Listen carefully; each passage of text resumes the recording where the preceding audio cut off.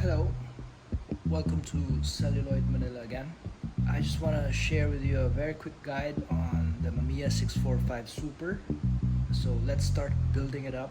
First, let's put on the crank.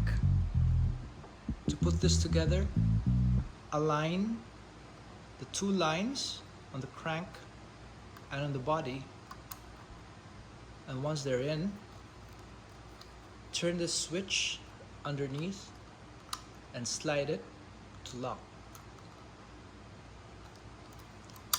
And there you go. Next, the viewfinder. Once you get this, the body, the viewfinder, clean the contacts. This one on the body and this one on the viewfinder.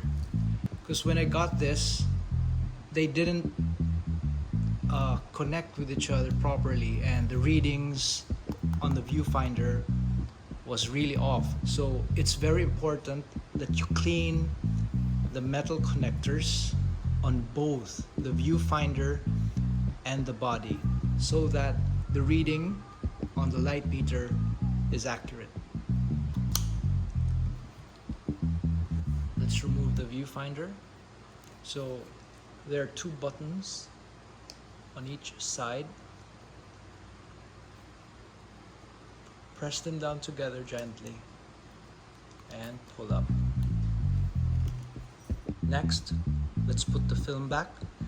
So this is the dark slide, which you can remove later when you start shooting. So to put this together, align. Here's the guide, and on the film back, just hook it there and click. There you go. To remove the film back, slide down the arrow and push this button with just your thumb. But first, slide it down and then push, and it'll come off easily. Some people think that you have to push both of this. No. The other button is to open the film back. Slide down and push.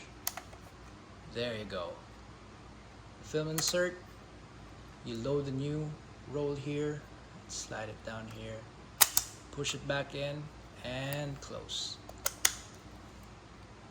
Okay, let's put in the lens. Red button,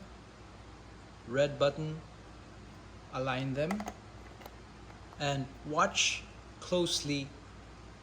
This hook should attach to this little guy here. Watch closely.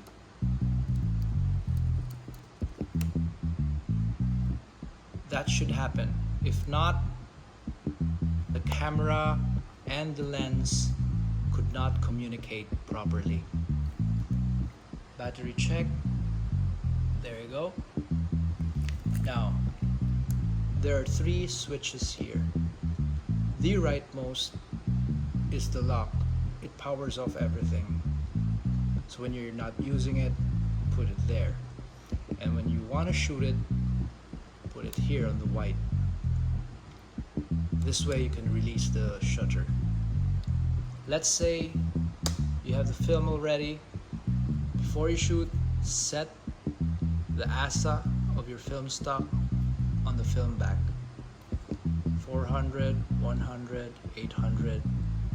This way, the body will know and communicate to the viewfinder light meter. This viewfinder is a light meter as well, so when you see through it, it'll give you a reading. Let's look at the viewfinder. This is spot metering. It's auto, average or spot, and this is average metering of the frame. I usually use spot metering so that I could specify which part I want to expose. This is the mirror up switch. You use this when you're taking photos with very slow shutter so that it minimizes the impact of the mirror.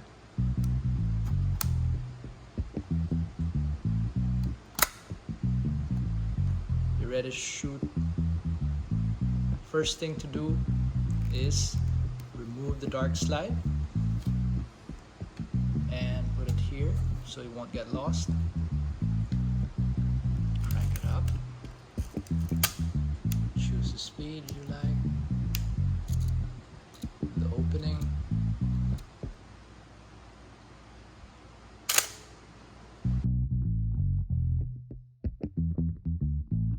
One more thing, very important.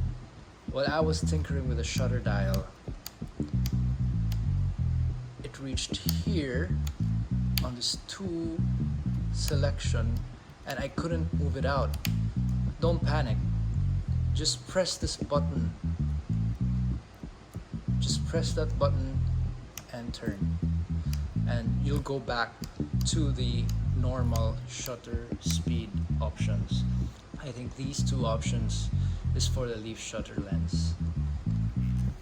If the dark slide is not inserted, it will not come off. So don't force it. You have to slide in the dark slide and it'll come off. It's a safety precaution so that you don't accidentally expose the film inside the film back. This is the multi-exposure frame. You switch it here if you want to take photos normally.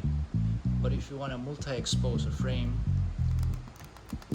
put it there and the crank will just ready the shutter again, but it will not advance the film. To take out the crank, there's a button underneath. Slide it forward and voila.